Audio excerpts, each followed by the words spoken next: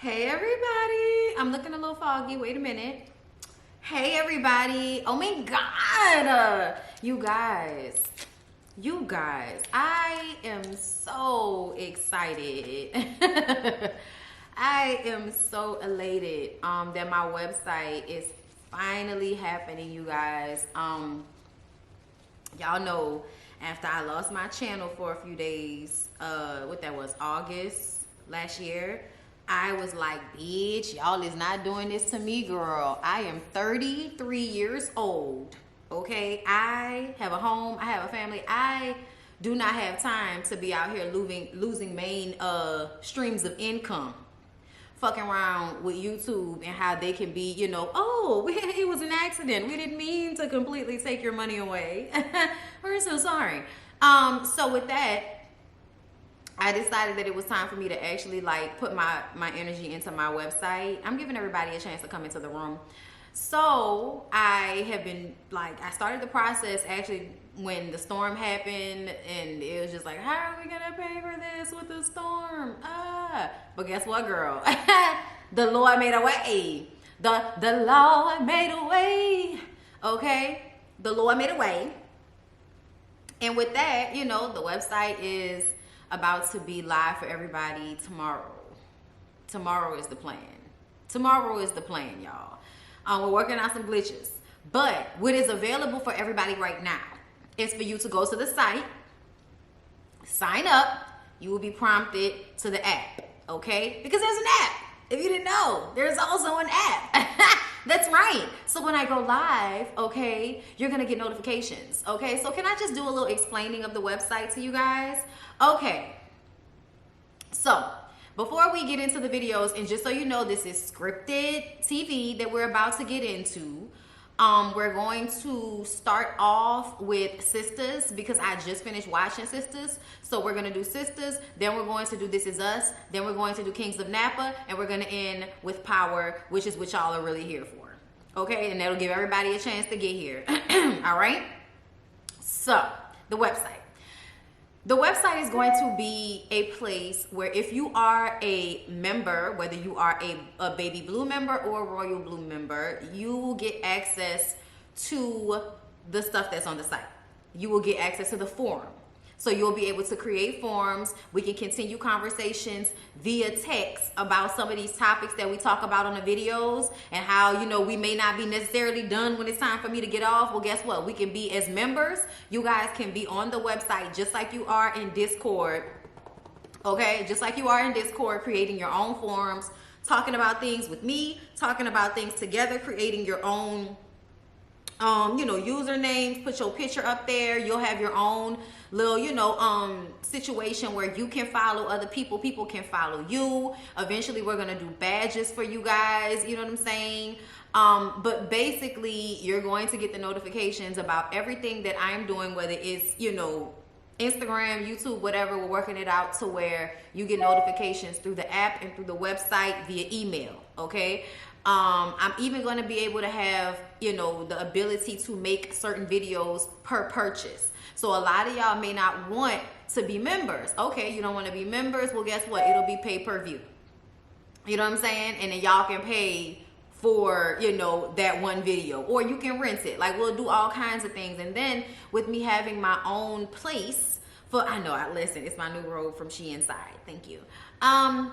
With us being able to do these things, I can basically do what I do here on StreamYard on my website. And we'll be able to pull up different shows. We'll be able to pull up video. We'll be able to do more of that commentary where we are able to watch things. Y'all know how on YouTube, they block it. Even if I'm doing it for just my members, YouTube will block it eventually to make it that I can't show it to anybody. Which is why one of the free things for people who have not paid for membership, they will get access to that Love and Marriage Huntsville playlist that I created for everybody. And then eventually it'll be taken away. But at the beginning, in order to, bring people to the site, there are things that are going to be free. And that's one of the things. And I had to actually upload that episode into the website in order for you guys to be able to see it because YouTube blocked it. Okay. So I'll have the ability to, basically have all of my things that we do on that site and backed up so that I don't have to worry about if YouTube decides to snatch a channel down, take something down. That does not really affect me.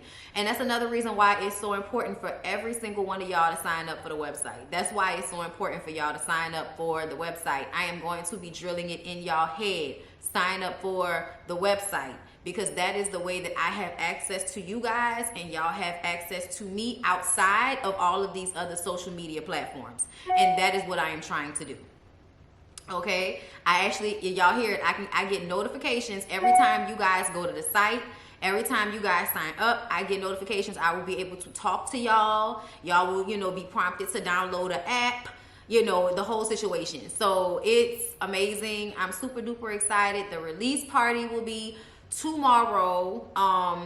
Okay, tomorrow, the launch party, and we still have to figure out how it's all gonna look, but it's definitely going to be here on YouTube and in like a Zoom call, because it has to be, you know, done on Zoom. I'm dressed like Monet right now. He's like, really? You think this is Monet? Like, girl, this is just a nice robe that I just got from Shein Style, girl. But I'm so one of those things with me. I love it. Listen, my phone has been going off ever since I started posting it last night. And I'm just super duper excited to have access to all of my subscribers, like myself, and not through YouTube, you know, only, because y'all are gone. If YouTube decides to take me away from you, then I'm just gone and y'all don't have access. So that's why it is so important. Sign up for the website, BondyBlueShow.com. BondyBlueShow.com. Did you hear me? www.BondyBlueShow.com. Okay? And another reason I'm excited is because the setup is going to be different. So y'all know how we do a lot of videos through StreamYard. I'm going to be doing videos, my videos, when it's just me, through another situation, which means it's going to be through my camera. So that means that this will also look better. That's another thing. The look of it will also be better on the website as well. And I told y'all I can go live from the website. So when I go on vacation, okay, when I go on vacation, me and Lyric are going on our little 5-year anniversary trip. I'm probably going to be doing a lot of posting on the website for my members that way. And then after the fact, I'll maybe release it to everybody on YouTube. But when I go live and stuff, you know, while I'm on vacation, it will only be going live from my website. And maybe Instagram sometimes. But for the most part, I'm going to be going live from my website. I'm so excited. I am so excited. This just feels really huge for me. To be able to have my own shit. For real. You know what I'm saying? And I think that it was me also thinking ahead of, you know, whatever could be coming in the future. Ultimately having my shit set up to where the YouTube wave situation is not able to, like, you know, oh, it was here and now it's gone. No. BondyBlue is here to stay, because BondyBlueShow.com is here to stay. Okay? So thank y'all so much for supporting. Thank you to every single one of y'all who's excited for this. I mean, thank you even to my haters. Hi, haters. Thank you too, okay? Because I see y'all signing up. But I can see you signing up, okay? So thank you so much. I appreciate you all. But I know that y'all think sometimes I don't notice the love as much as I notice the negativity. That is a lie. That is a lie. But sometimes I just be having to, you know, tell y'all I see y'all sometimes and get with y'all sometimes, because y'all ain't gonna be playing with me.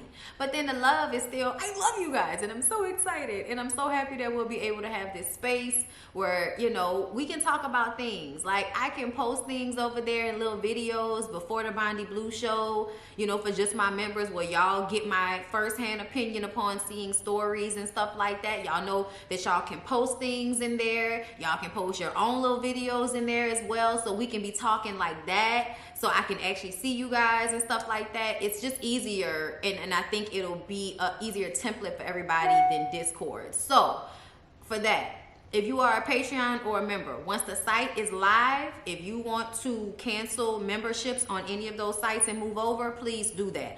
I'm going to give everybody a full year. So basically, by the time we get to January 2023, Patreon will be completely gone. There are a lot of y'all that are y'all did like a year membership, y'all will be moved over to the site. We have you guys emails, we have y'all usernames, so we will just be moving people who already are Patreons. Actually, all of my Patreons are already in the site, but those of you guys who paid for the year long, y'all will actually, when the site goes live, y'all will be able to go ahead and get access to whatever's there, whatever the, you know, the situation is. And I'm trying to figure out if y'all did a year-long situation, whether you did like the $1. If you did the $1 year-long, then you're gonna get put in baby blue. If you did the $5 year-long, then you're gonna be put in royal blue. Okay. But once the year is over, y'all are gonna have to resubscribe, and y'all are gonna have to resubscribe on the site for the price point that is on the site, which is $5 and $10. Okay. So that's how I'm doing it for those who paid year long. Everybody else that did monthly, you can, you know, wait until the month is over, whatever you want to do, cancel it, and then sign up on the website, however y'all want to, you know, do that. But that's the people who pay for a year subscription to me are the only people that I am manually moving over, and all you will have to do is go to the site when it's live and you'll have access. Give me a minute. Because we have to like go through and, you know, check all of those names and all of that. Like that's something we actually have to do ourselves. So just give me a second with that. But that's how this is going to go. Okay. If you're, like I said, if you pay monthly, cancel, sign up on a website. Okay. By 2023, I expect to have no Patreons. If y'all don't want to be members on YouTube, don't be members on YouTube either. Okay, like that will make it easier for me if y'all don't want to do that anymore. It's up to you guys. With YouTube, because I am still here, I'm kind of thinking about, I feel like I just want to get rid of everything and have everybody mainly on the website. So get rid of it all, be on the website. Okay, so yes, it's either a baby blue member or a royal blue member. Those are my tiers. Okay, baby blue gets access to certain things and the new content. So lives that I do recently on the site, y'all get access to that. If you are a royal blue member, you get access to my entire archive. If y'all have noticed, things are no longer on YouTube. And that's because we're transitioning everything through the site. So if you want to see old content, then you're gonna have to go and see it through the site.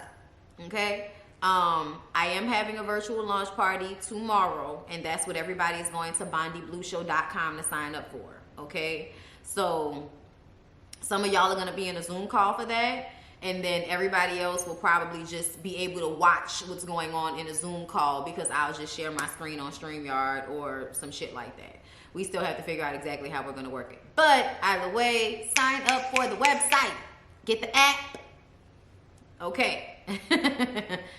I'm so happy about it, and I'm so excited, and I just hope that everybody follows me over. Okay, so let's go ahead, girl, and get into Sistas. My girl throw me down and don't wanna mess around. My love life is a mess. We going out tonight, 'cause I'm ready for love. Okay, so can I just tell y'all that Sistas sometimes don't make no damn sense? Thank you, Blackberry Molasses. Look, Blackberry Molasses, things that never change. I don't remember right there. Gonna be some heartache and sorrow. What? Troubles don't last always. Listen, I be trying to remember the song. Back when Bobby Valentino was, you know, a little kid. Okay, thank you. I'm so happy for you and love seeing you move forward with your professional goals. Growth. Thank you so much. I appreciate you, love. So am I. I'm so excited about it. So happy. Overjoyed. Okay, listen. Overjoyed. Over time. Over you. Listen. Okay, so Calvin is acting like an asshole. So the last time we talked about Sistas, Sabrina and Calvin went on a date, and one of Sabrina's customers from the bank comes over to her table and is trying to holler at her in front of Calvin like he's just a gay homeboy, because Calvin is sitting there in a see-through shirt with a vest on top. Okay, see-through shirt with a vest on top. The man also has an accent, which makes me feel like this man is not American, so he may not know. He really may not know that you were straight, Calvin. That's not his fault. There are many people here who did not know if you were straight. Sabrina did not know if you were straight. Okay? So you getting so upset and being so like, toxic masculinity, it was doing too much. You know what I'm saying? Then you get mad at Sabrina talking about she didn't defend you. But it's like, so are you a man or not? And I love this. I love this dialogue that happened in this moment, because you're expecting this woman to defend you while at the same time overreacting to a situation to prove that you can handle it yourself. I'm so confused about what you want from Sabrina in this moment. The only thing Sabrina was supposed to do was sit there and look cute and eat her food. She was not supposed to get involved in you trying to sling your dick around with another grown-ass man. Like, was she supposed to, like, jump him with you or something, Calvin? Like, what exactly were you expecting? And that's what I have a problem with. A lot of you men want to claim to be men, and y'all want women to be submissive, but then you also want a woman to come to your defense. Which one is it? Pick a side, because you're confusing the fuck out of all of us, okay? So then he accused her of trying to test his gangster to see if he would respond the way Jacoby did. You thinking about Jacoby more than Sabrina. You thinking about Jacoby more than the rest of us, okay? So at first he was like, come on, Sabrina. And Sabrina was like, no. I don't like your energy. It's giving too much. You're upset with me. I didn't do anything to you. This doesn't feel right. I'm not going home with you, Calvin. Get out of my facial. And that's how she's feeling about it. So he leaves her there at the restaurant, and here comes the guy coming over to the table again. And this is what Calvin thought was going to happen. Like, oh, so you want me to leave so he can come back over here, huh? And it's like, hey, crazy ass nigga, I don't even know him. You can get out of my face. He can get out of my face. I'm tired of you. Y'all are crazy. I mean, you're crazy. You're literally flipping out because somebody came to the table and confused you for the gay girlfriend, okay? And all you had to do was say, no, that's not what it is. The man walked away. And what did you do? You get up out of your seat to go and physically accost this man because you're feeling so, intimidated and insecure in your masculinity. You need to get that together, Calvin. What works on my nerves is that you actually know that what you're doing is going against the grain. And then when people respond to you like this is going against the grain, you get upset. And that's so weird. Like, accept it for what it is. If a dude plays on you like that, you check them and you let it go because you already know that you present yourself in a way that is outside of the norm. So why would you over respond to this shit when it happens to you all the time? Like, it's just like, I'm tired of Calvin, y'all. Why is he still here? Why does he even still go here? Okay? But then that client that came over to her table was even more annoying. It's like, sir, are you not reading the room? We're not even eating the food right now. I'm just sitting here upset over what just took place. And now you're coming over to me telling me that you're the owner of the restaurant. And it's just kind of like, yeah, that's cute and everything, but I still don't want you to take me home, crazy ass nigga. I don't know you. Why would I want you to bring me home? There's Lyft, okay? There's Uber. Okay, all these ride sharing companies, bitch, I can call a taxi company before I allow for a man that's low-key kind of giving me weird vibes, okay, to come and take me to my house. Like, I was always watching you at the bank. Okay, well, that's creepy.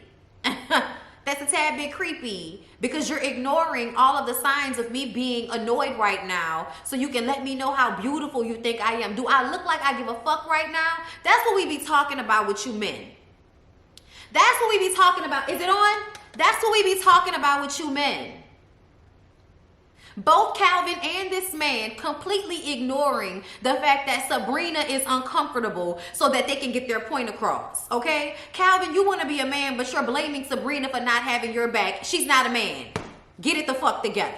Okay, then this lady does not want to talk to anybody. This lady is in distress. This lady wanted to pick over her food in private and then go home by her day. And you still up here. You sure you don't want me to bring you home? Nigga, I don't know you. I feel unsafe.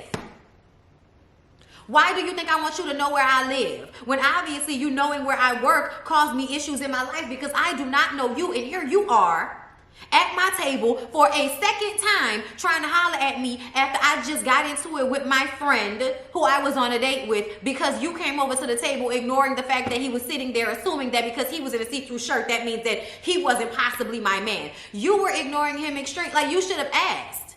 You should have asked. All of this misogyny going on, I'm over it.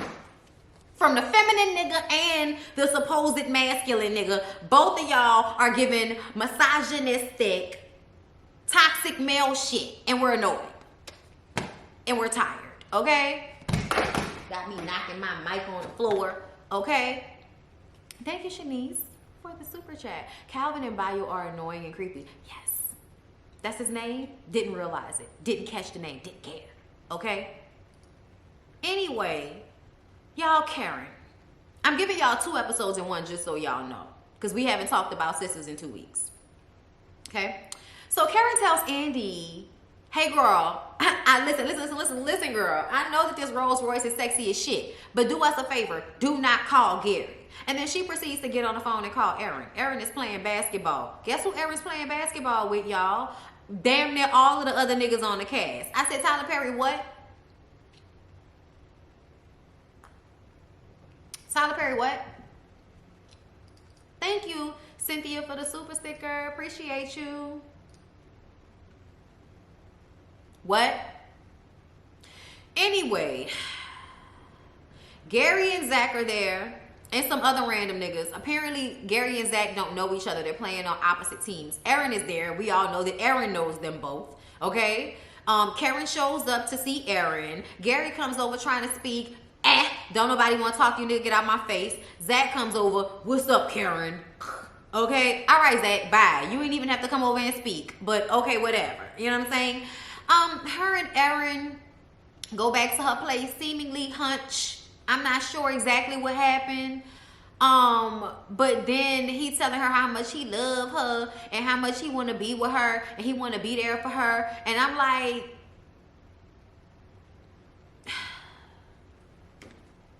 Aaron, it's giving trying too hard.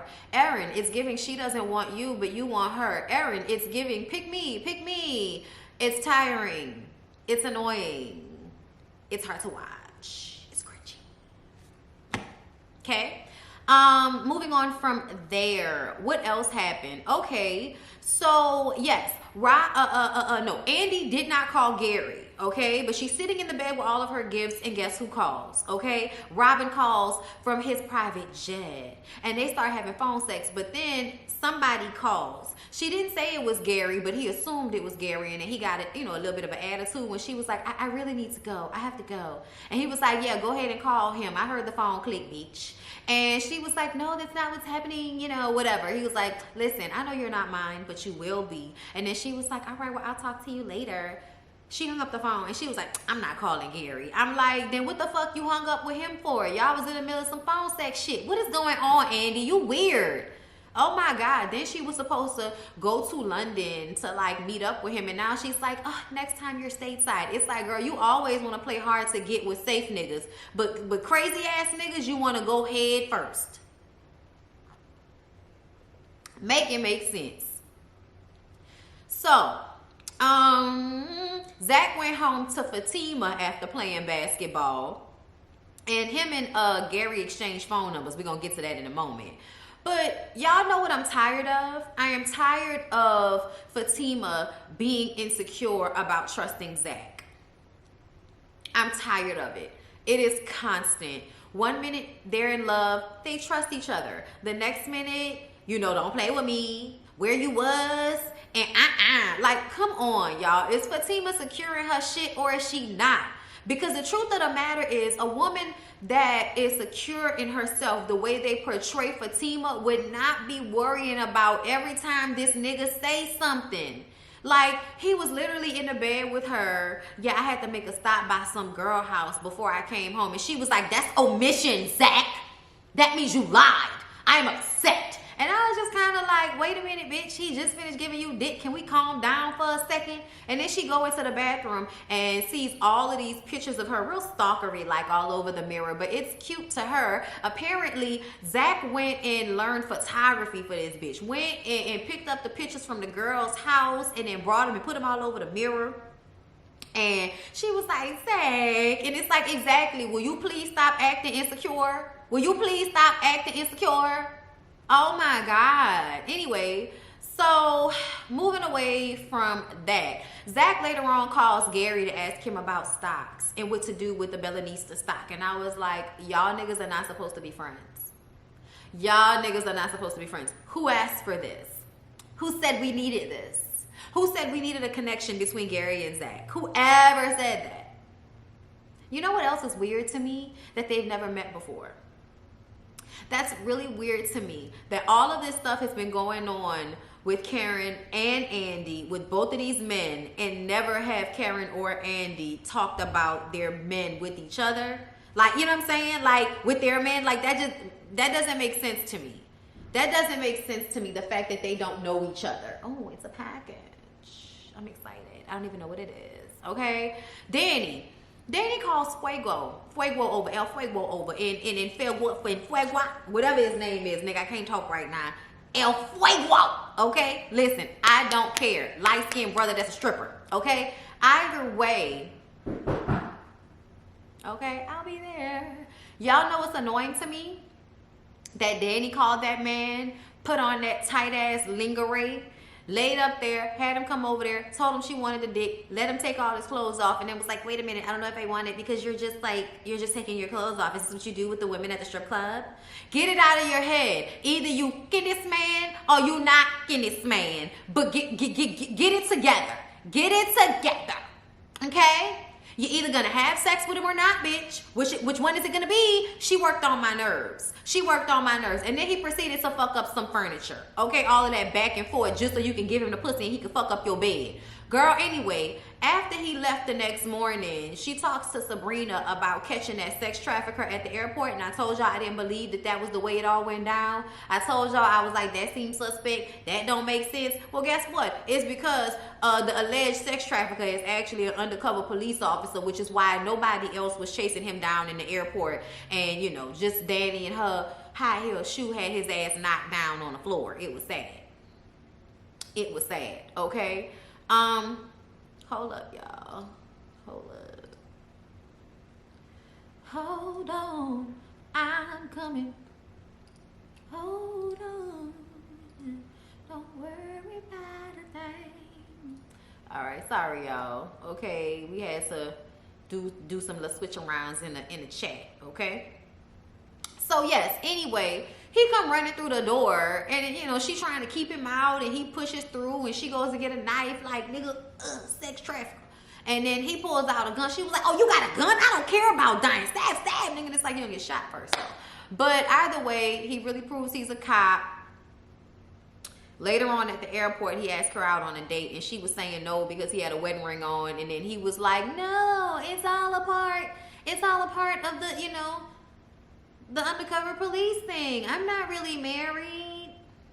Girl, we don't trust it. What about Andy? We don't trust it. What about Andy? Okay? But, you know, she went ahead and agreed to go out on a date with a sex trafficker / undercover police officer. I just feel like none of that is good. I don't feel like none of that's good. Danny, why do you want to go on a date with undercover police? Make that make sense. Is that smart? Is that smart? Anyway, someone comes into Karen's salon. Y'all, whoever this lady is that came into Karen's salon, she was just really smug and it was annoying. She was looking for Zach. And Pam said, listen, I don't care who you is, ma'am. We're not answering any questions for you. And she was like, I'm not the police.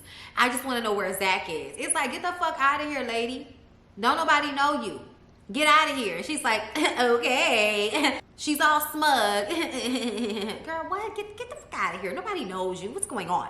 Pam says she got a police boo and she gonna have her police boo look into this and find out what is going on here. You know, for once, Karen is thankful for Pam being all in her business and shit, okay? Then here come Preston and that lady Tanya coming to get her hair redone because apparently Preston fucked up her hair and told her that Karen would fix it. And Karen was like, let me talk to you in the back. I'm like, what y'all ain't talking back for, Karen? Karen is like, so you trying to use me to make Danny jealous, but you want me to call Danny again? And he was like, no, can you please not do that, okay? Then what you bringing this lady in here for? Did you not see her hair? Karen, what the fuck is wrong with you? Who's writing Karen this stupid? Tyler Perry, listen to me. Please stop writing intelligent black women as fucking idiots because that is the dumbest shit in the world for you to sit up there and have Karen asking this man why would he bring her client with fucked up hair back to her shop? Why? You know why? Because the last time I was here, you did too much. So seeing as though I did too much and fucked up homegirl hair, I'm bringing her back here so that you can make what you did last time right, which was being all in my business. Nobody told you to call Danny. Nobody asked you to call her this time. Tyler Perry, please stop writing Karen this fucking stupid. It's making my nerves bad. Anyway, she think he in here trying to make Danny jealous. He didn't ask you to call Danny. You did that on your own. You did that by your lonesome. What? Get her out of my face. Get her out of here. Security, get her out of here. So Q, here's another stupid thing. Y'all, why is everybody on bullshit on Sistas? Why is everybody making my nerves bad on Sistas? Q is still calling Maurice, and Maurice is still answering the phone. Q is sitting up there talking about, I'm trying to be your man. Girl. Oh, really? Mr. I don't suck dick, you trying to be my man? Mr. Don't kiss me in the mouth, you trying to be my man? Oh, touch me not, gay ass nigga. You trying to be my man?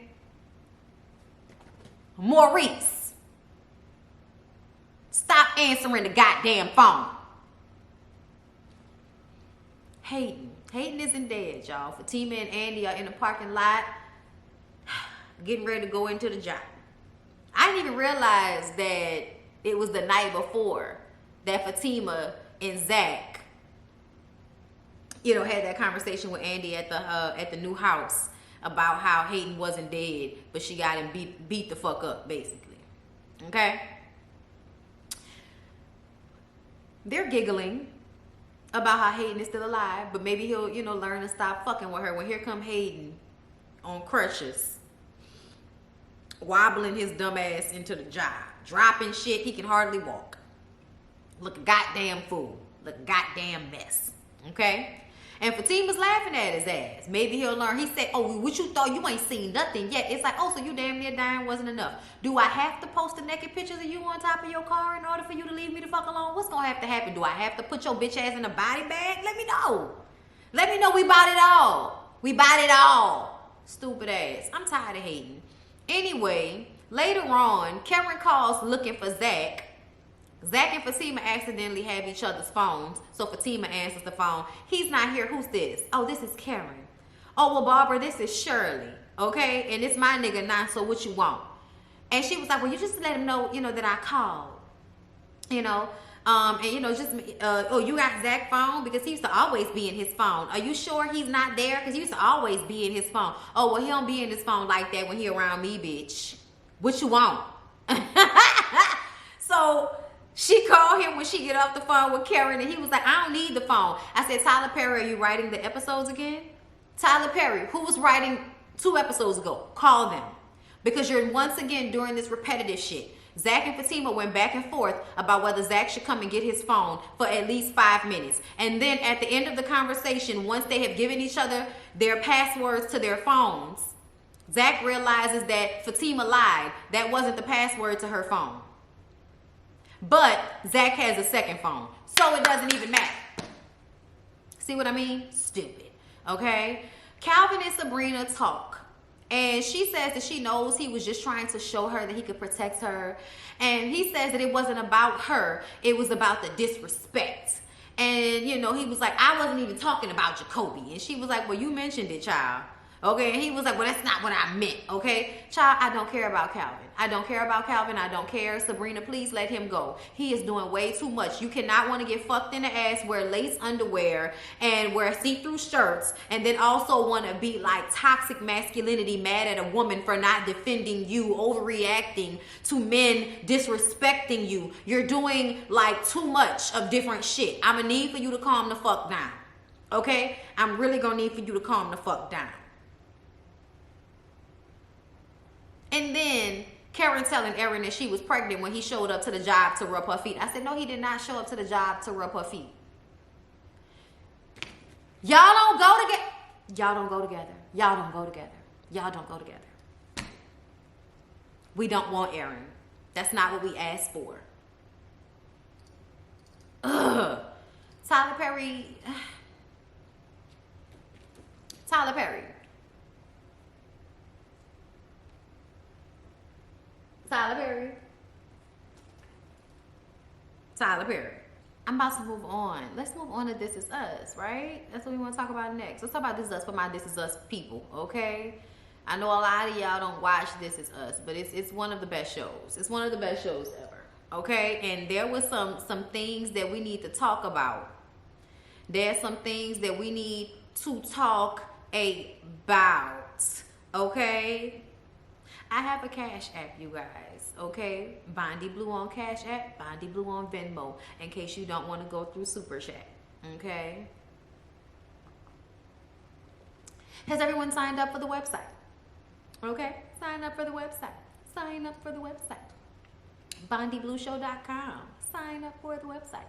And, you know, that's for everybody. Everybody, whether you're a member or not, sign up for the website, okay? Also, do me a favor before we move on to This Is Us. All right. Say you're gonna be, say you're gonna be, are you gonna be, say you're gonna be, are you gonna be, say you're gonna be.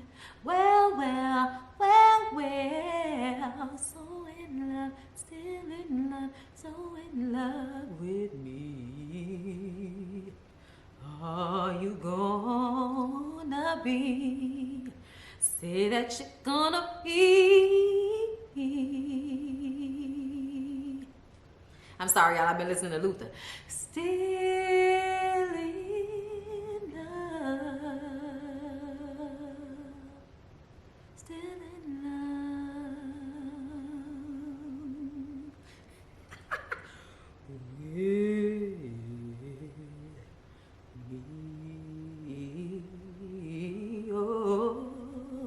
With me, oh,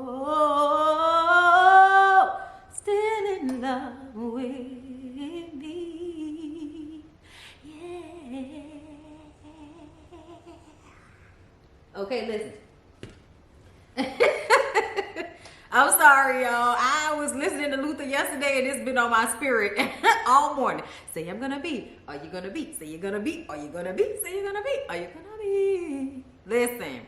All right, y'all. Listen, I love y'all. Let's go ahead and get into This Is Us. So, the past scene that we got, okay, in the past, in the back, okay, back then, in the 80s, or was it the 90s? It was the 90s, because this was when, after Jack died, you got the kids in college, okay, the kids are in college, so to speak. Thank you, Beat by Berg, for the Cash App. Appreciate you. So Miguel and Rebecca, back when the kids were in college and when Kate was unhappily living at home doing nothing with her life but sulking over her father's death, and the ending of her abusive relationship, child, I cannot remember what the time point is, but either way, Miguel and Rebecca were spending time together watching TV, and Miguel turns to Rebecca and he's like, I think it's time for you to start dating again. There's a speed dating situation event going on. Let's go to it. Let's see, you know, if we can get a date, because it's time, okay? Jack's been gone for a while now. It's time for Rebecca to move on, you know, to someone else, okay? But it's really hard, you know? But either way, her and Miguel go on the speed date, and it's not looking good. It's not looking good at all. But then she runs into a guy from the kids, like PTA, right? And it's like, okay, they start talking, they have a good time, and he drops her off at home, and he kisses her on the cheek in the car, and she gets out the car. She goes inside. Apparently, Kate was watching from the window. Kate is not happy about the fact that her mom was out here slutting around in the streets. Her mom is having a hard time even going on a date. Finally gets the courage to do so. Comes home to her daughter, telling her that she's a slut. When Rebecca slapped the dog shit out of Kate, when I tell y'all, I was like, slap her. Before she said it, before she hit her, I said, slap her. Rebecca went, pop. And then she said, you don't know what you're talking about. And I was like, that's right. Don't you fucking apologize. At least not yet. And see, people feel like, oh no, don't hit your kids. And I feel like no grown-ass kid over 17, don't tell your mama no fucked up stuff like that. That was hurtful. That was so hurtful. And I honestly feel like Kate deserved to get smacked in the face, because Kate was always taking all of her angst and insecurities out on her mom. And her mom was just constantly showing her love, constantly being patient with her, constantly trying, come on, Bug, don't be like that, Bug. And I'm just kind of like, you wish that at some point somebody would have read Kate for her fucking life, right? Maybe she wouldn't have done the pity party for as long as she did it if somebody had said something to her about it. I feel like everybody just kind of allowed her to be a brat because her dad died. And I really wish somebody would have been like, Kate, you're not the only one affected by your father's passing. And at the end of the day, people die every day, B. Get the fuck over it. And I don't mean get over his death. I mean get over this era after his death that makes you feel like you can be an asshole to people, especially your mom, who's having a harder, if not, like a worse, if not harder time with this, because that was his wife. They had a life together before you ever came along, bitch. So the fact that you sitting up here calling your mom a slut, girl, I don't want to hit my kids, y'all, but I swear for God, I swear for Jesus, if my child calls me a slut, all bets are off. Especially if I don't talk to my child like that. Especially if I have never given my child that type of energy about themselves. Rebecca has never been that type of mother that would ever slut shame her daughter. That would never even come out of her mouth. So for Kate to say that shit to Rebecca, the hurt on Rebecca's face, child, she deserved that smack. Then she called Miguel to cry. Okay? And later on, they make up, they apologize to each other, and it becomes a piano moment. We'll get to it, okay? So present day. Present day, Toby is stuck at work yet again. Y'all know this is a reoccurring theme this season because Toby and Kate are eventually going to divorce, and it's going to be because they're going to basically break apart from the fact that Toby has to work, and it's going to cause a wedge in their relationship.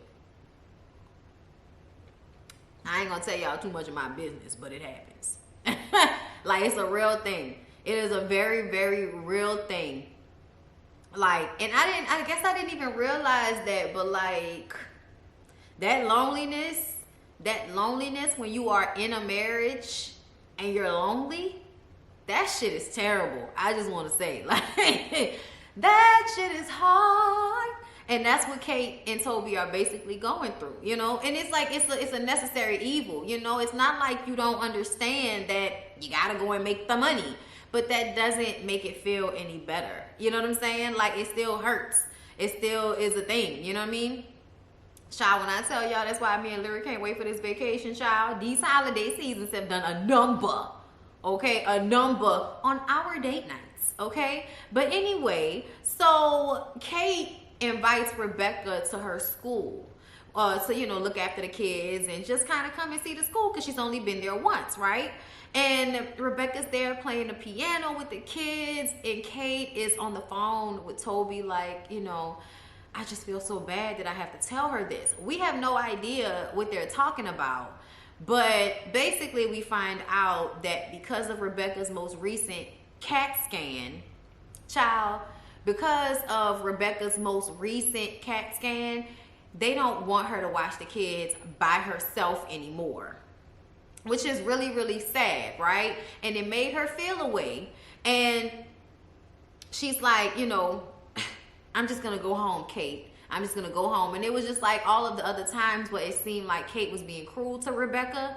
But it wasn't intentional this time. And Rebecca, runs out. Kate was already feeling like they're missing out on so much time in their relationship because of the Alzheimer's. Kate followed behind her and they sit down and talk, and Rebecca of course says that she was just shocked, but she understands.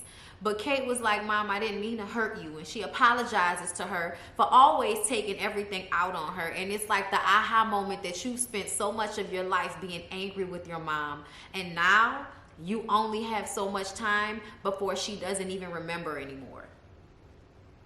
That is crazy. But I am wondering if there's going to be some type of advancement, because we all know that Rebecca doesn't die until we get to that future scene, which I believe is like 20 years in the future or something like that. Like if we're in 2020 right now, then we're looking at 2040 or something like that. So I'm just kind of, and also I love how they make everybody look so old when we all know that Randall is gonna look exactly the same.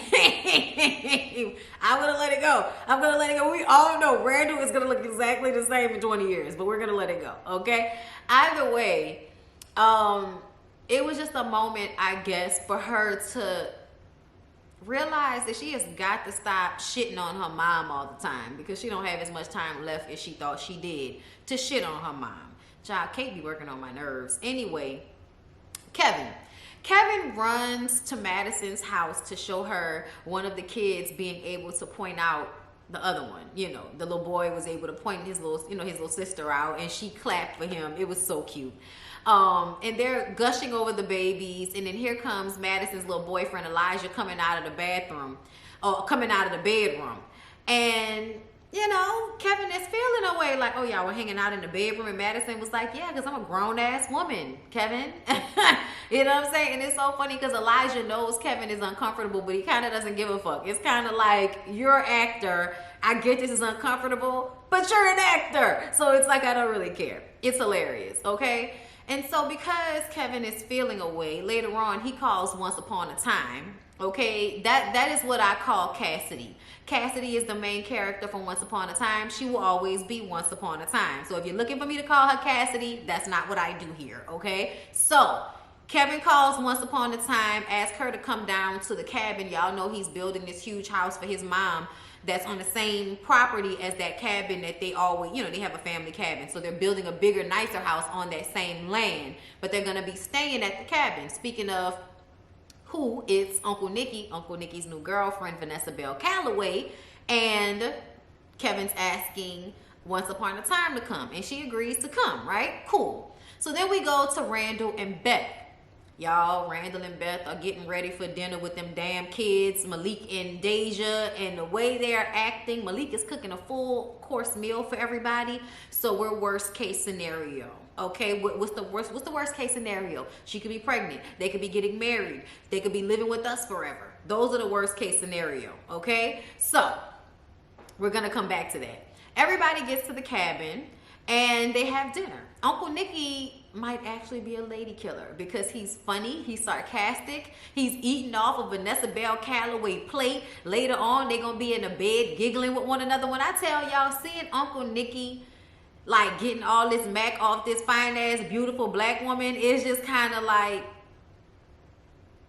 it's almost like Sweet Justice.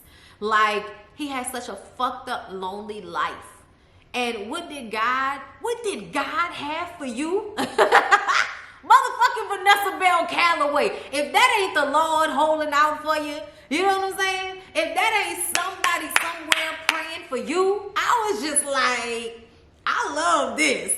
Uncle Nicky and Vanessa Bell Calloway is just like, I love it. I love it. Okay? They were all into each other. I was like, oh my God, y'all are cute. And Uncle Nicky had me dying laughing, y'all. I was like, I ain't gonna lie. Uncle Nicky, if I was an old bitch, Uncle Nicky probably would have been able to pull me off that personality. Listen, Beth been trying to keep it cool. That's my girl. We gonna get to it. Either way, Kevin is noticing that Uncle Nicky is macking down on Vanessa Bell Calloway, right? So he is trying to kind of create that same romanticism with Once Upon a Time. But Once Upon a Time is like, we either fucking or we ain't doing nothing. But we not holding hands, we ain't kissing, we ain't going steady. And she basically says, my dude, you married one woman, cheated on her, got back with her, broke up with her, then you got with the other chick, got her pregnant, now y'all not together, and you're trying to ruin her relationship with her new little boyfriend. Like, I've been fucked up enough, okay? Kevin, listen, I've been through enough, leave me in peace. When that lady said, I have been through enough, leave me in peace, I said, God damn.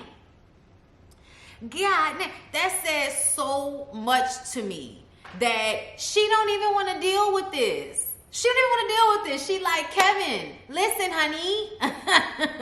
This ain't what you want. If you're not really ready for me, please don't do me. Because I'm not what you want. Okay? Meaning, she said our darknesses don't mesh. Meaning you may have a darkness and I may have a darkness, but my darkness is darker than your darkness. And if you fuck with me, then my darkness is going to come out and eat your darkness alive. And that's not what anybody wants. All right? Child, it is a mess. But anyway, y'all, moving on from there, he's not going to leave her alone. I really do believe that Once Upon a Time is the one. I do. And I felt like that ever since he met her. But we'll wait and see.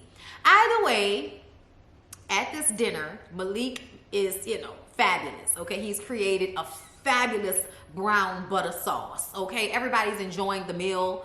All right. And Beth is like, listen, you got this one down here asking me about my work, and she's never shown interest. You got this one down here trying to get me to listen to a knock-knock joke. Ain't told a knock-knock joke in 7 years in this goddamn house. What is going on at this table? Okay? Malik and Deja grab each other's hands, and Deja says that she's taken enough credits. She wants to finish out this school year, get her GED over the summer, and then take a year off and move to Philadelphia or Baltimore, wherever the fuck, Massachusetts, child, move to Harvard, okay, with Malik.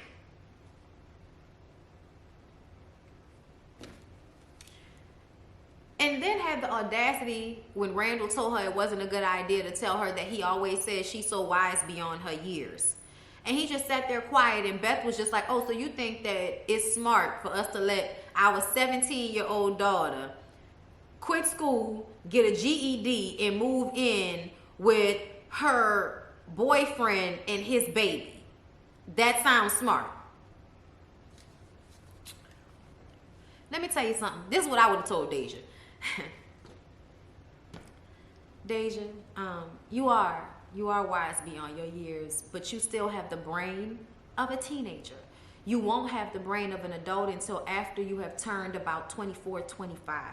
So even though you are very mature for your age, you're still not smarter than me. You're still not wiser than me. And right now, you don't see that you're basically putting your life on hold to follow behind a young man. It's 2021, Deja. That's the year they're in. It's 2021, Deja. As a grown woman, I can tell you, it's not a good decision at all to make decisions like this for a man, because you'll regret it in the long run. Ask all of the women who have made decisions for men that haven't gone after the things that they wanted to haven't gone after the things they wanted to go after because of a man. Ask them. They'll tell you that they regret it. Even the ones who are living nice lives will tell you they regret not having something of their own, not focusing on their own shit, instead focusing on a boy. Deja and Malik aren't trying to hear any of this though. But I definitely would have been like, if you think this is a good decision, Deja, if you think it's a good decision for you to sacrifice your future for Malik's, if you think that's smart,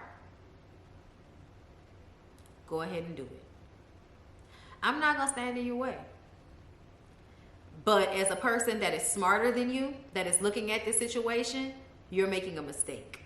But please, do what you will. You got it figured out, right? You're grown. You're not going to need any help from me, right? You've got it all figured out. You and Malik are going to move into his little apartment with the baby, and y'all just going to live happily ever after. You don't want to go to school. You don't want to stay in your home and have the comfort and the luxury that we're providing you. You want to go and struggle with Malik? By all means, go and struggle with Malik. Call me and let me know you made it safe. I wouldn't even fight her on it. Do what you will, Deja. Do what you will. Like, I wouldn't even argue. You're so smart. Please, go ahead. Test my gangster, Deja. Do what you will. You think you're grown enough to handle all of this on your own? Please, by all means. Go ahead. Go and be a parent to this young boy's child while he's focusing on his career at Harvard. Go ahead. Because that's what's going to end up happening. What's going to end up happening is you're going to start picking up the slack with that baby, and then you're going to be mom, and Malik's going to be able to focus on his career. And hopefully y'all stay in love with each other when it's time for y'all to focus on your career. Because by then he could have decided to change his mind.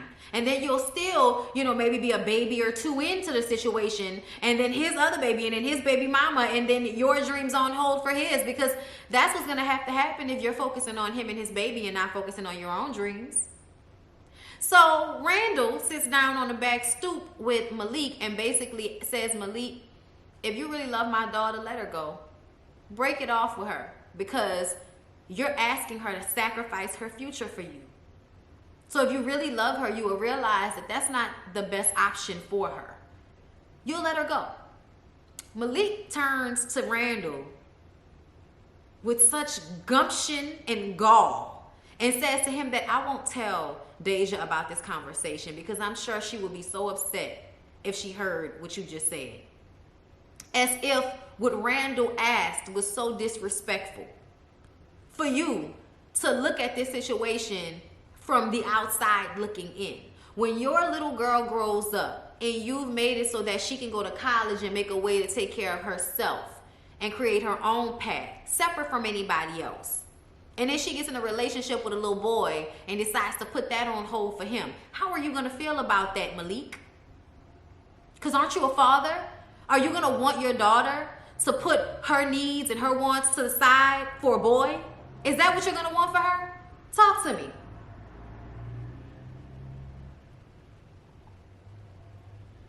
Child, that episode made me mad. That episode made me mad, girl. Because it's like you think you know what you're talking about just because you've been through some shit. And you still don't. Your brain still isn't fully formed. You're still a teenager. You're still not grown. Even with everything that you understand. Even with all of that. After everything Deja has survived and been through, Malik, she deserves her shot. And you are blinding her to what life really is and what her life could really look like. Exactly. But I do think that she'll decide to choose something different, because we saw that in the future she was by herself, I thought, and she was in medical school or a doctor of some sort. I think she was a doctor. I couldn't be sure. What you say? It wouldn't be a fight or an argument. Little girl, take your ass to bed. I'm not even going to entertain you wanting to play house. Like, all right, girl, what? I was mad as hell too, because how she think life will be. It won't be. Yeah, like, I don't know what she think. I don't know what she thinks it's going to be. But to me, you can tell that when she went and saw his apartment and the baby mama drama, and she really feels like her going there to help him is what's best. You can tell. He needs the help. She loves him. So she wants to put her future on hold so that she can go and help him be great. Oh, Lord, I was mad as hell too, because and hold up. And on the way to the cabin, Randall told Kevin, you're a serial monogamous. That shit was funny. But it's true, he is a serial monogamous, which makes me wonder if that's going to be the story. Like, you're just going to keep having women coming in and out over the years. She's a doctor in the future, and she's pregnant. Right, pregnant, and she was hiding it, right? Yeah, because in the future, she was pregnant. Right. And pregnant when she showed up to the house. Right. So I'm curious, like, who is the baby daddy? Is it Malik? I bet you it's Malik. But I bet you that they, did something different. We'll see. Child, we'll see. But we know good and goddamn well you can't be out here being, baby mama and wife and medical school. Like, that just don't even, that young. That doesn't even look like that's how that started. So we'll actually have to see how it all works out. She thinks it's just sweet, and life has a way of bitch slapping you into reality, right? Like, your family is giving you all of the comfort while you do the hard shit, which is the school, the learning, the getting the education, getting the good job. Your family is offering you everything to keep you from being distracted by the goal. You know what I'm saying? Beth was right. They won't be able to keep them apart. They won't, which is why I would not. That's why when she said Randall was making a mistake, I was like, I wouldn't even fight her. She's 17, y'all. The idea that I would have been like, go. And I bet you I would have gave it a good 2-3 months before her ass was trying to come back home. She better not throw her life away. I would have definitely let her know. As long as you know you're you're basically sacrificing your future for a man. As long as you know that's what you're doing, because that's what it is, then go ahead and do that. But in 20 years, I want you to know that that's what you did, because you're gonna feel differently about this decision once you get to that point. Is it me, or do y'all look at Malik and be wanting him to be Poussey? He is Poussey, child. Y'all know that's Poussey's nephew. That's why they look so much alike. The show shows y'all the future of characters. Yeah, it goes back and forth. The show, every episode usually goes back and forth. Sometimes they don't, but usually what they do is show you the past, the future, and the present, and show you how they connect. So for instance,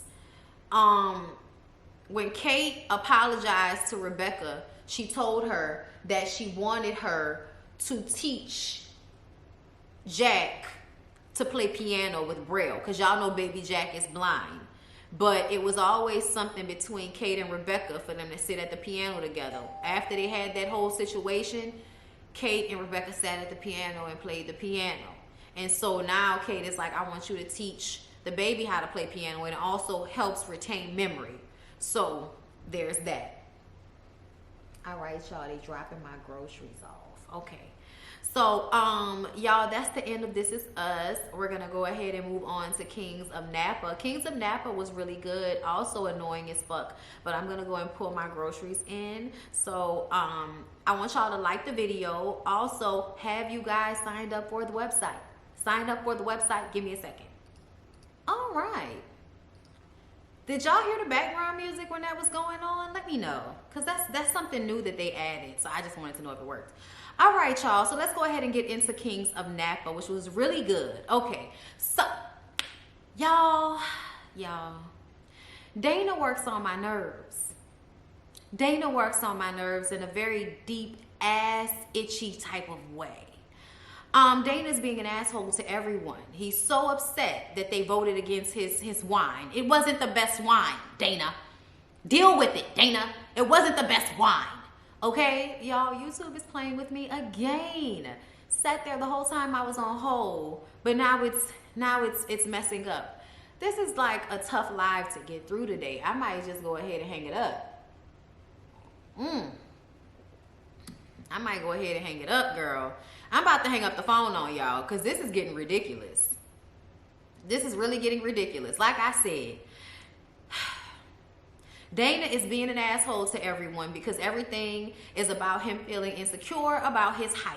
Okay? He uses Melanie against, y'all know Melanie's an auntie, used her against Vanessa in Rose.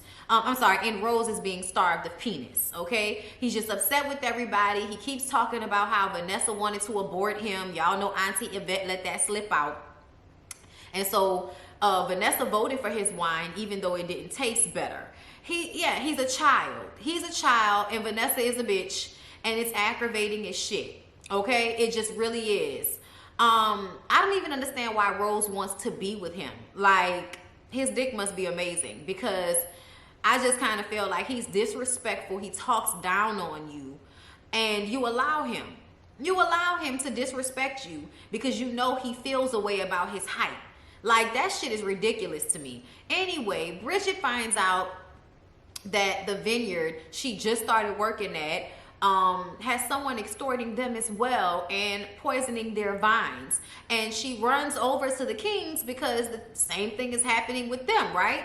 So this is when Vanessa finally finds out about the family being extorted, because she did not know. And then she loses her shit wondering why August didn't tell her. Well, ma'am, because you lost your shit, okay?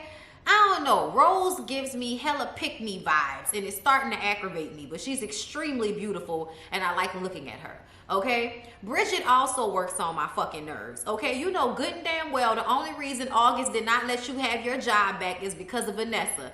And you sitting up here acting like, you know, it's all on her, like it's not clear what's going on here, okay?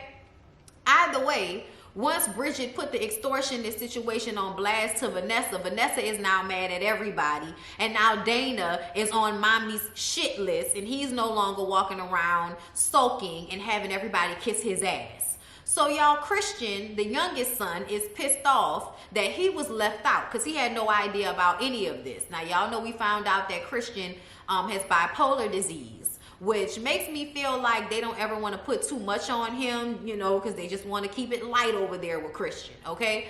But he was I would say he was on a date, but he was flossing and showing some little random chick the vines earlier that day. And Otis, the groundskeeper, was like, hey, man, get your ass out of here. I know you see we working.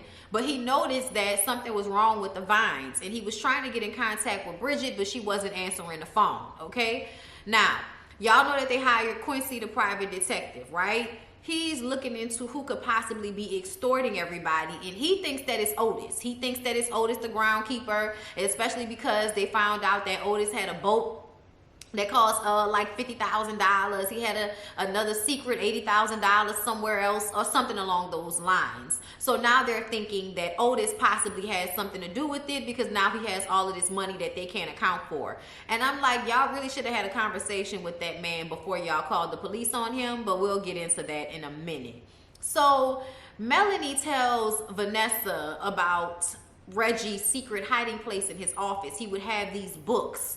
And they had, you know, passports and money and all kind of stuff in it. And it wasn't just passports for him, it was passports for the family, right?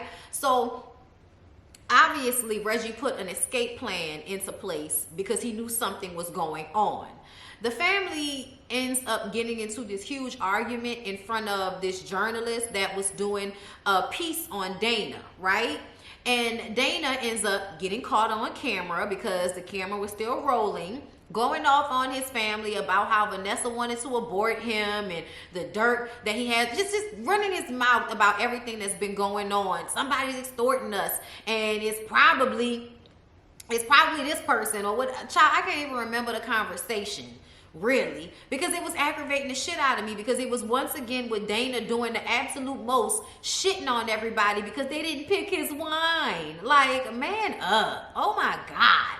It's just annoying as shit. I don't think it's Otis either. I don't think it's Otis. He's too ornery and honest for it to be him, okay? But he does have information about Reggie, I believe, that the family doesn't know. And it's obvious that him and Reggie had some type of friendship or some type of bond or something going on, because Reggie was always helping with the vines. And every other night they were together. So something is going on. But either way, the interviewer basically took the camera and they realized that it was rolling, and Dana was like, hey, we need that last 5 minutes. And she was like, no, you can't have it.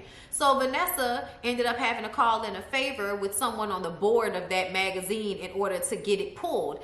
And when Dana found out, because of course, I'm like, the journalist actually showed back up to the people's house so that she could tell them she's mad about them pulling the footage. That never happens like that. If your boss calls you and tells you not to use something, you don't show back up to people's houses like, oh, y'all told my boss on me. Like, girl, yeah, we told your boss on you because I asked you to delete that shit and you act like you ain't know who the fuck I was, so I went above you. What you thought was gonna happen? Like, what you thought? That was the dumbest shit I ever seen. Anyway, so Dana realizes that his mom called in a favor to save him, because Dana was the one acting like a little asshole, telling everybody business on that camera. And she sits down with him and she tells him that she loves him and that she didn't really, she wanted to abort him when she saw that he may have a hard life, but she wanted to have him and she decided to have him. Dana is holding on to this big job that he wanted to get out of college, and he walked in and they basically said, we can't hire you. And he thought it was because of his height. His mama was like, no, boy. Your daddy didn't want them to hire you because your daddy wanted you to come back and work for this business, for the family business. So he asked them not to hire you. Okay? And so now he knows it wasn't about his height, because anything he can't make up in his mind or understand, he's going to blame it on his height. Okay? So once he found that out, now it's like, oh, my family loves me. Yes, stupid. Like, you the only one that think that everybody don't care about you because of your height, dumbass. Your family don't care about that. Nigga, you been the same height this whole time, okay? Like, what are you talking about? Like, you and your sister were thick as thieves at one point. We find out this episode that August and Dana, like, even though they've kind of always fought, they used to really be like this. So it's kind of like, nigga, you always been this height. Why you acting like them people don't love you now? Like, what is wrong with Dana? He just be way too angry and acting like a bitch, and he be working on my nerves. Anyway, so she asked him to never talk to Melanie again or something like that. And I'm like, Vanessa, will you please stop? Like, I know you mad and it's fucked up and all of that, but to ask your family members to stop talking to their other family members, it's just ridiculous. So Dana ends up calling the police on Otis. No real evidence. All of it is circumstantial. But of course, he's a black man who sees the cops. He starts running. Like, automatically, and you're like, oh my God, he ran. It's like, are y'all black or not? Do y'all not know that black people run whenever they just be like, oh, hey, stop right there. Nigga, what? You ain't about to hit me up, nigga, speed, slave feet, fuck out of here. Like, that's just, I think, an automatic reaction sometimes when the police are called for black people to just run. Like, nigga, I might have weed on me. You have no idea what I'm running for. Either way, he ran, jumped into a van, crashed the van, and ended up in the hospital. But they're all, oh, Dana, you're a hero. Oh, Dana, you're the bestest. Oh, Dana, you saved the family because you called the police on the black man that we didn't really know if he stole from us or not, or extorted us or not. Like, I was just kind of like, y'all laying it on real thick and y'all have no evidence that Otis actually did anything. Please fucking stop. Please fucking stop. It's annoying. Okay? And then we see Christian. Christian found some white like powder substance in Bridget's office. So now we're wondering if Bridget is the one that's actually going around messing up the vines and shit like that. Otis is not the only one that's linked to both of the vineyards. So now we're wondering if it was Bridget. Is Dana on that stuff? Sometimes I wonder. If I see other black people running, I'm running. Especially with the current climate. Exactly. Child, current climate, always the climate. Whoever is styling August and Dana is the GOAT. Absolutely. Absolutely. Okay? Dana felt big. At least it stopped his bad attitude. Oh, girl, he's so aggravating. I don't even care. It's a good little show, though. If y'all are not watching Kings of Napa, y'all need to watch it. If not for nothing, the looks. Okay? Because they're giving you hoes looks, okay? So let's go ahead and move on from Kings of Napa to Power, because Power is just like on our necks, okay? Power is absolutely on everybody's neck, all right? Before we get into it, y'all know what I need y'all to do. All right, y'all. Now, before we get into Power, I'm gonna ask, have you signed up for the website? BondyBlueShow.com. I need you to go to my website and put your information in if you have not already. I need it to happen. I never seen Power. I am so disappointed in you.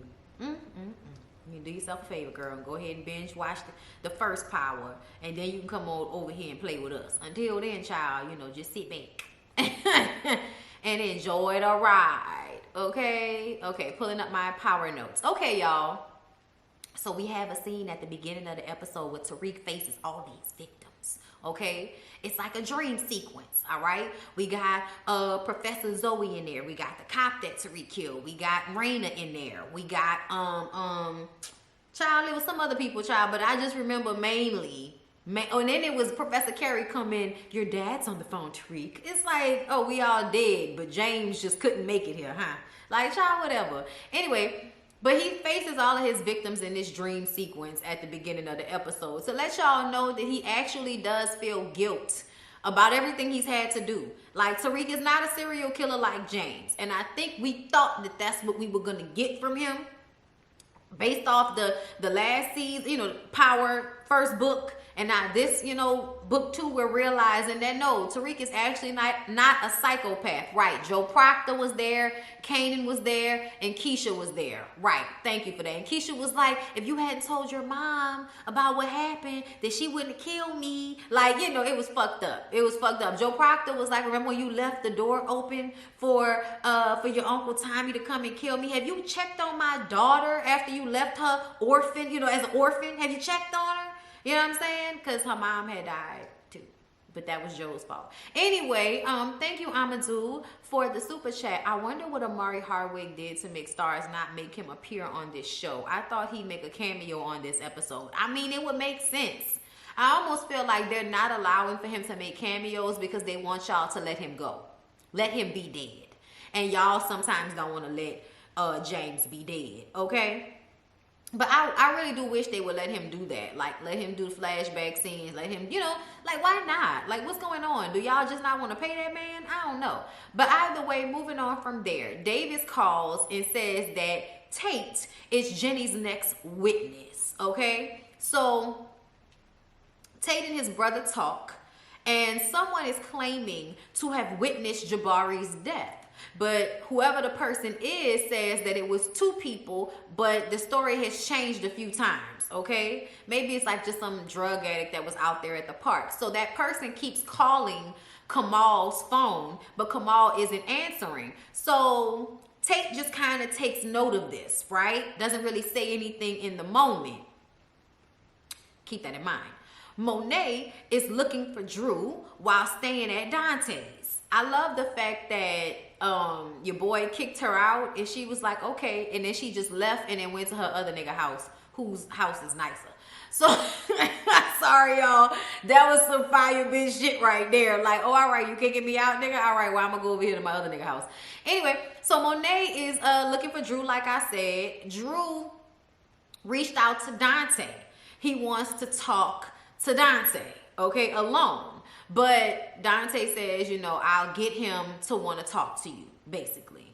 And Tate tells Tariq that, hey, little nigga, if you don't want me to ruin this trial for you, I'm going to need actual proof of that blackface situation with Sweeney. Because right now it's just word of mouth.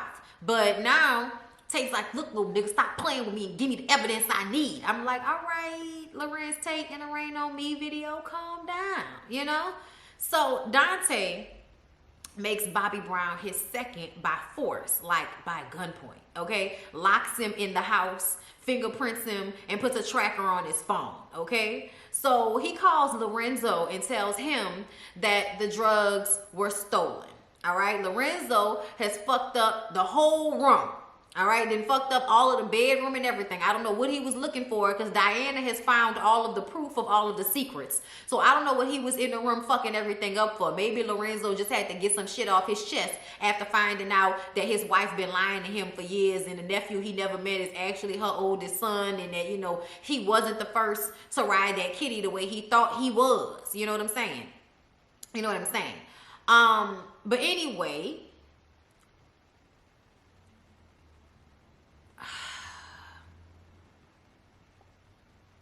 he rolls up on GTG, but Drew tells him the truth about Monet stealing the drugs because she was still working with Tariq, all right? Lorenzo wants Drew to get the drugs back, okay? Because y'all know Tariq and them stole all the drugs last week from Dante. They made it seem like it was GTG, but they stole all the drugs. So now all of the drugs are in Tariq and Braden's stash spot, right? But Lorenzo needs those drugs. So he sends Drew and Diana to get the drugs back. So this episode, Drew and Diana end up robbing Tariq of all of the drugs that they had basically stolen together. It just makes no sense. It makes no sense. But this is not good for Tariq. This is not good for Monet, for Lorenzo to actually have those drugs himself, okay? So Tariq finally gives Tate the evidence he needs. So when he takes the stand, he is speaking very highly of Tariq. The judge is trying to understand the point of even questioning Tate. And Jenny says that Professor Zoe's reputation was destroyed by Davis. And so I guess she was bringing Tate there to take her place or to prove that her reputation wasn't shitty because he worked with her. Child, please. The judge said that Professor Zoe's reputation was still intact. Her being sexually liberated doesn't mean that she isn't a good witness. And I love that he said that shit because that ended up making Jenny as a woman look terrible. Like, we all know that David slut shamed Carrie to death last episode. We know that, okay? But the fact that the men were able to turn it around on Jenny and make her out to seem like a dummy, it was just funny to me because I don't like Jenny. So y'all, Tate, for some reason, says that he's proud of his brother Kamal Tate for being a part of Jenny's office. And then Jenny is like, not Jenny, Davis asks when he counters, have you learned any information from your brother about this case? And he basically says, Just the fact that, you know, there's somebody out there, a witness, that believed that they saw 2 killers instead of 1.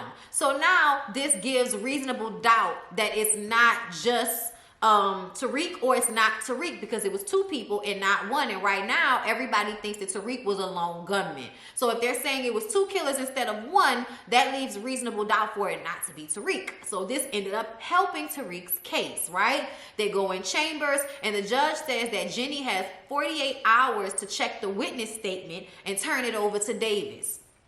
If she was indeed hiding evidence, he will dismiss the case. All right, so we're gonna have to see how this is all gonna work out. We all know that the only reason Kamal never mentioned the witness is because the witness story changed 3 times.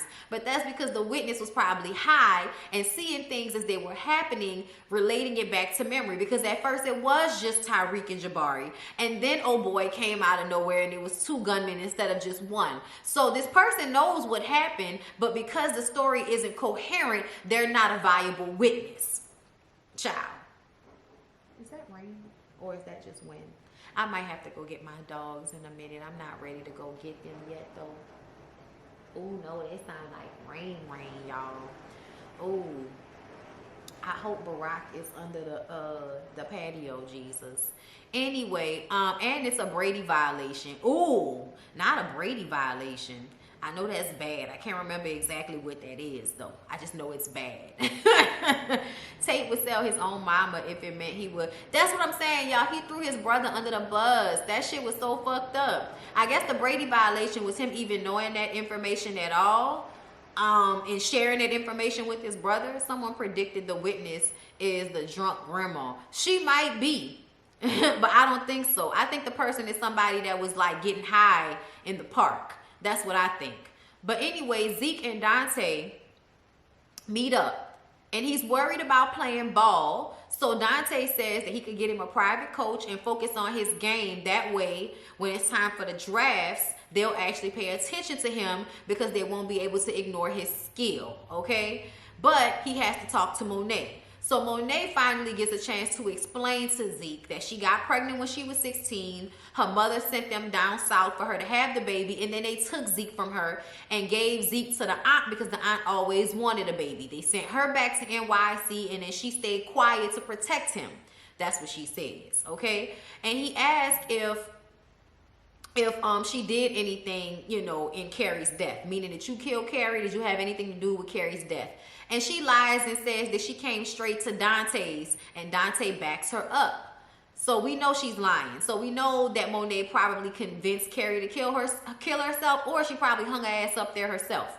Either way, Zeke says that once he gets his situation together with the NBA, with the draft, he's out of there and they can forget about him again. So he's still upset. He's still mad. Everything is not good between him and Monet. He is not the scapegoat, bitch. He is not the runaway plan, okay? He is not the backup plan. He's not going to be that for y'all. And we're even questioning if the NBA is even going to let Zeke in, okay? So moving on from there, y'all. Drew and Diana talk about how everyone is mad at her for telling all of the family secrets, but they devised the plan to get Lorenzo the drugs.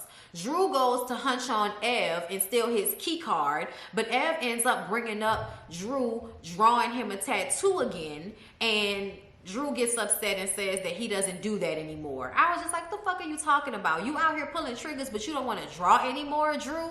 Drew works on my nerves. But either way, Drew gets upset and says that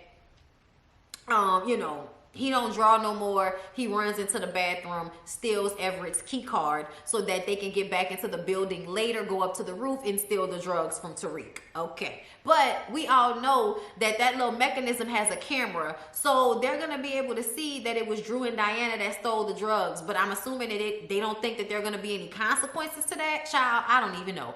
Braden gets hemmed up by Jenny about Tariq with evidence that Braden and Trace knew Ramirez. Y'all remember when Bobby Brown took Trace and Braden to sell drugs for him, and then Ramirez came and saved their asses. Well, it was all on Ramirez dash cam footage that Jenny was able to pull to prove that not only did Tariq know Ramirez, but Braden and Trace knew Ramirez as well. So now they're sitting down with the daddy's lawyer, and Braden is acting like he doesn't know what happened. I have no idea what you're talking about. Don't listen to Trace. Trace is singing like a fucking canary. Oh yeah, Tariq and Bobby Brown are partners, and they made us sell drugs, and that's their whole little situation. It's like, no, nigga, it's not Bobby Brown and Tariq. It's your brother and Tariq with your dumb ass, okay?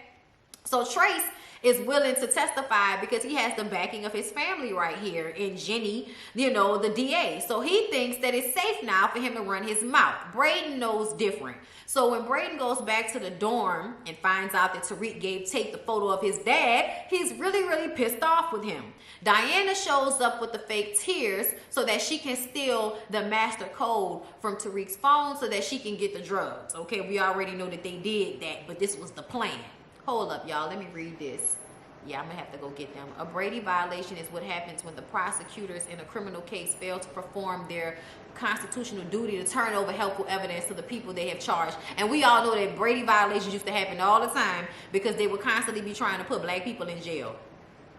Trace doesn't have a clue. And Courtney said that there's always something that they owe the viewers, and I feel like y'all owe us Trace getting killed. So at some point, I'm hoping that Trace doing this will end up getting him killed, okay?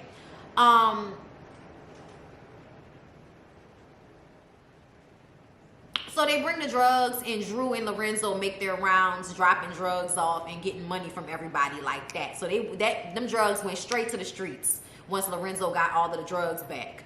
News of Zeke's age, y'all, comes out on social media during a press conference that he was having.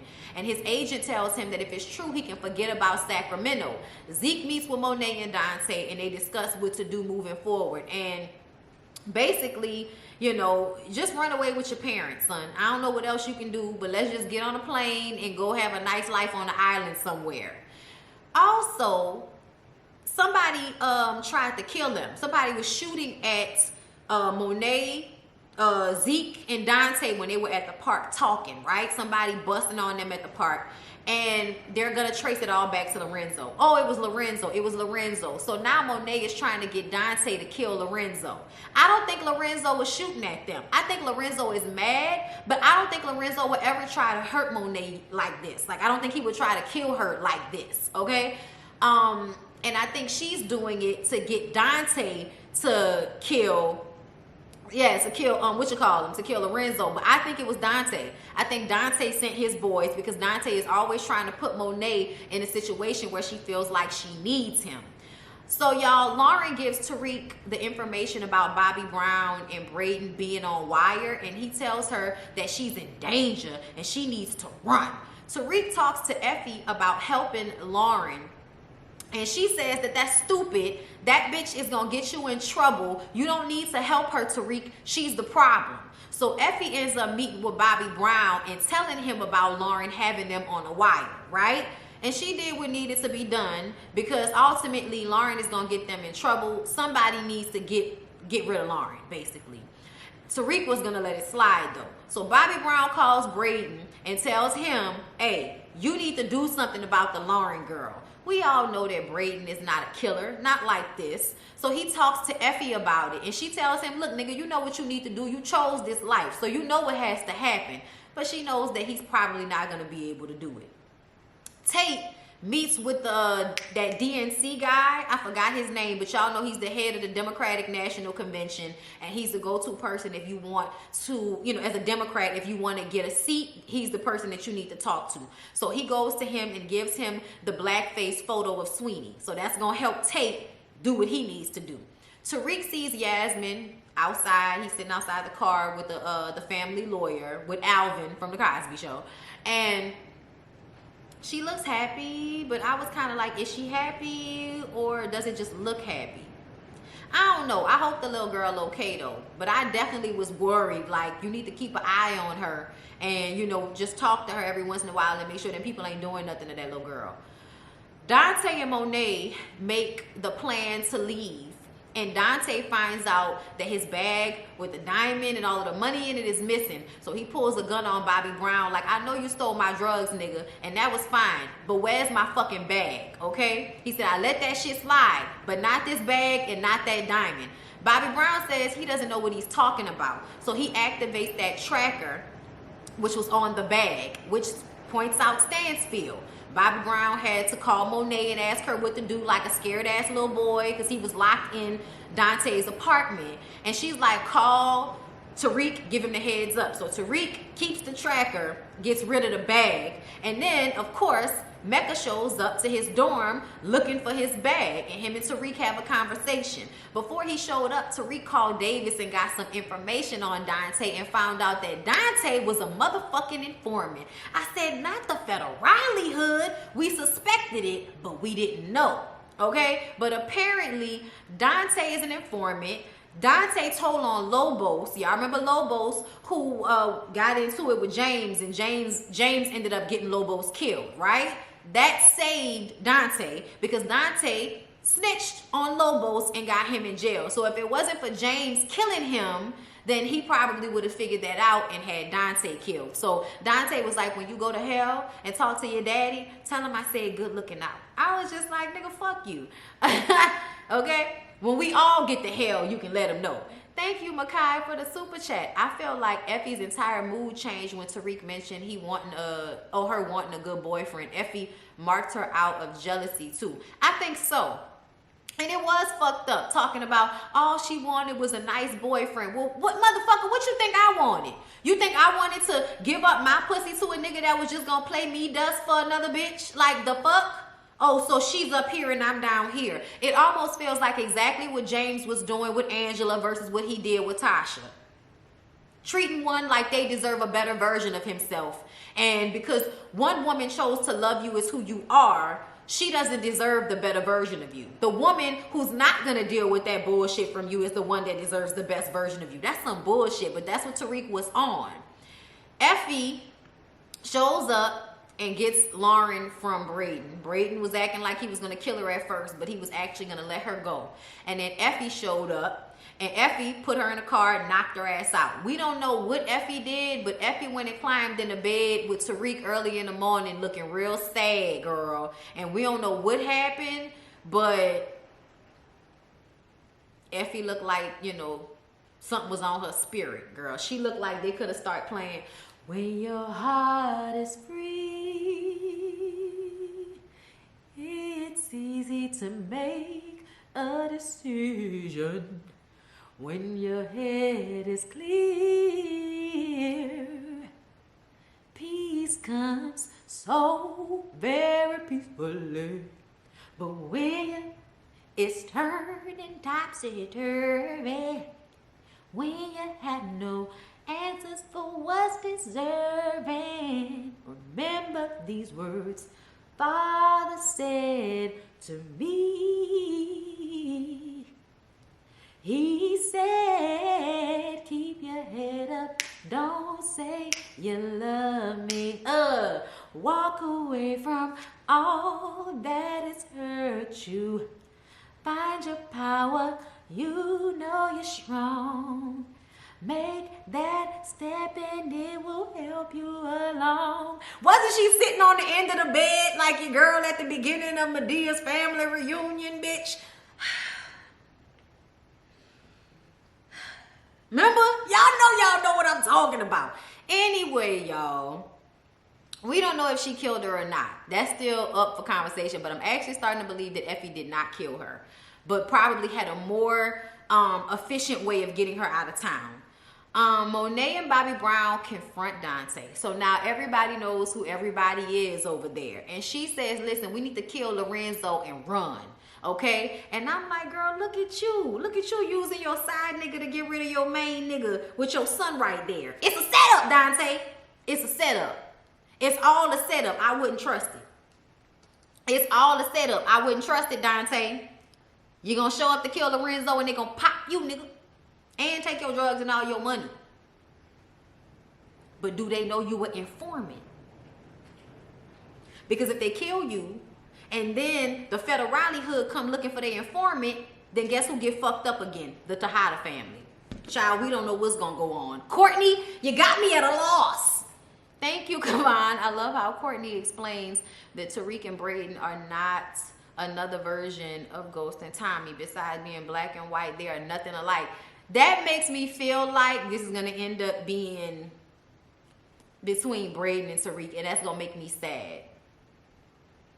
I don't think Dante, you say you don't think Dante, no, I think Dante is hoping they aren't, but as soon as he finds out they are, then it's gonna be like, yeah, I already knew that.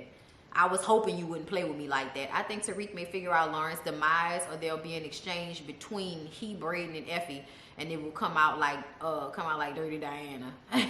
Trust no one. I love how Tariq checkmated Dante. I know he didn't expect it. Me too. I love how, you waiting in my place to let me know what you know about me. But guess what, nigga? I know you a federale hood. I know you an informant. And I know the hood niggas would love to find out where you are. They would love to find out the great Dante Mecca federale hood informant's whereabouts, nigga. I want $2 million.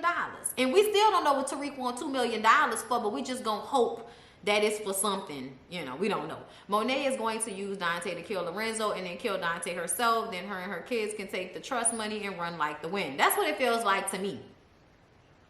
But the feds don't know Dante is in the country. How we know that? How we know that? Thank you for the super sticker. How we know he don't have like at least one person that know who he is and know where he is. Literally the first scene with everyone that was dead because of Tariq and Lauren came to the door and he said, you don't want to come in here? She's dead, y'all. They were foreshadowing. Oh, you think they were foreshadowing? It was a dream. It was all a dream. I hope Lauren isn't dead, but we gonna have to see, y'all. Either way, that's it. I'm so sorry that this live, didn't go the way I wanted it to go. I'm definitely going to unlist it once this is over and release a clean version to you guys. So just give me a little while. Thank y'all so much for supporting. Thank y'all, everybody that's been signing up for the website. Tell your people, BondyBlueShow.com. Sign up. I love y'all so much. I'm so excited. I'm so happy. I have to go get my dogs. All right. Bye.